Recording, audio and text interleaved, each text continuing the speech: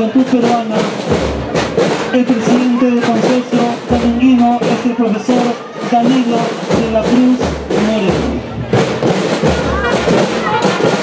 También tenemos la presencia del Liceo Santo Domingo, Colegio Campeón de Campeones. Se hace presente ya las alumnas de esta prestigiosa institución educativa. La juventud dominguina cuenta con una sólida formación académica e integral para desarrollarse como futuros profesionales, con profunda vocación de servicio y valores cívicos patrióticos.